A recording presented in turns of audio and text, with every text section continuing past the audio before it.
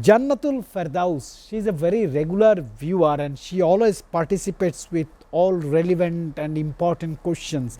She says, I genuinely look forward to this show because it shares so many information insights about international affairs with the audience. It's rare to see something this well organized in our country. Moreover, everyone looked great in suits and ties today, especially Sir John.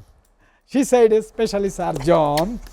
See, Sir John is very popular in this country. Sir, I want to come to another hard-hitting breaking news. In the Democratic Republic of Congo, the M23 rebel offensive captured Vida, displacing hundreds of thousands and threatening fragile peace deals. Sir, would you please face the first question? What are the humanitarian consequences of the M23 offensive for civilians in Eastern Democratic Republic of Congo? I am sure you have experience in Western Africa as well. Yeah, I have experience living in Congo, and Congo is an enormous country which is totally disconnected. You cannot get from Kinshasa to Kivu by road or by any even direct flight. So it's difficult for the central government that's way on the western coast to try to do something with the east side of Kivu and the lake regions. Just to alert the audience, though, it's important to note that M23 is a militia which is directly tied to Rwanda. And on the territorial line, much of the people who are in eastern Congo have allegiances with Rwanda and so forth. So this kind of cross-border activity has been going on in that part of the world for a long time. Whether it's the Rwandan M23 or whether it's people coming in from the north, from Sudan. It's an insecure area. It's sort of the wildest, ungoverned area in all of Africa. The central government in Congo cannot assert its power and project its power all the way out to the east. The Kagame, who is the president and a very talented man, or a former rebel, the president of Rwanda, knows very well how to play that border region to maintain control over the rich assets that are there. All of the telephones and all of the military weapons in the world get their coltran from that specific part of eastern Congo.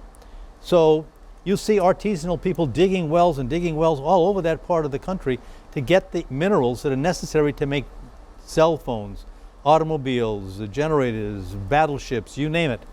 And so it is it's an economic war.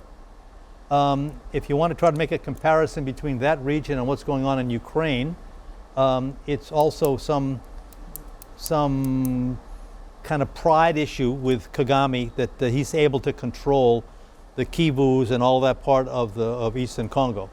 But it's an enormous country, it's ungovernable, and so on account of the fact that it's ungovernable, that's why the UN has to go in there from time to time, because the central government cannot project its authority that far to the east.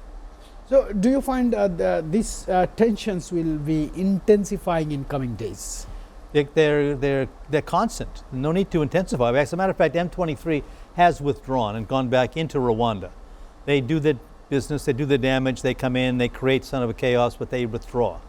And you know, this is another one of those peace end of war agreements that Donald Trump has been touting, that M23 and Rwanda have signed with Congo, but it doesn't hold. It's just a piece of paper. All right. Sir, what lessons from Ukraine and Middle East conflicts could apply to the Congo crisis? Because you have experience both in Middle East, Europe, and Africa.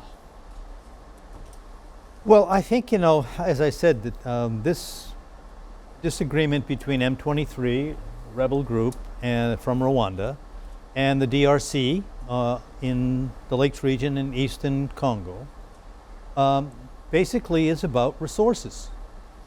And Diamond if you boil mine, down gold mine, well, gold and all the coltran stuff that goes into computers and cell phones.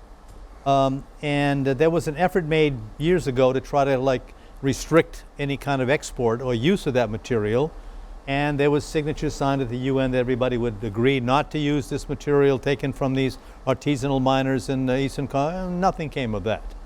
But the lesson learned is that, there are underneath all of these battles that appear to be one they are territorial, but there is a predicate under that that has to do with the use of materials. And more, this quest for precious minerals is determining American interference, American intervention in all of these places. I mean, there's no interest of the United States in M23 invasion into Eastern Congo, other than the materials that are used in cell phones and generators. So that's the only case. There's an underlying economic issue that gets masked and covered by conflict, but at the heart of it, that's all it's all about, is money. Both in Ukraine and Congo. Ukraine is the same problem.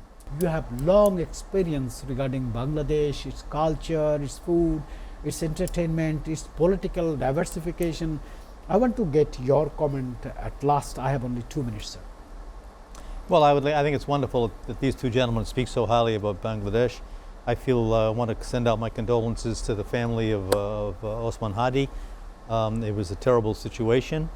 I fear, having been in the situation in the Philippines when Benigno Aquino was assassinated, that this kind of a death brings out some very, very negative attitudes.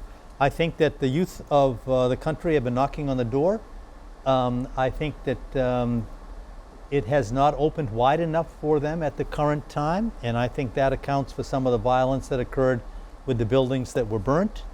I think they saw these two, whether it's true or not, they saw these two media organizations as having protected the former regime for a very long time and having printed propaganda without any kind of vetting of it. That's their perception, whether that's true or not. I mean, I think that that's what they saw, is that there was not enough balanced reporting in the past about the country, and that the Star and that Guatemala were basically mouthpieces for the old regime.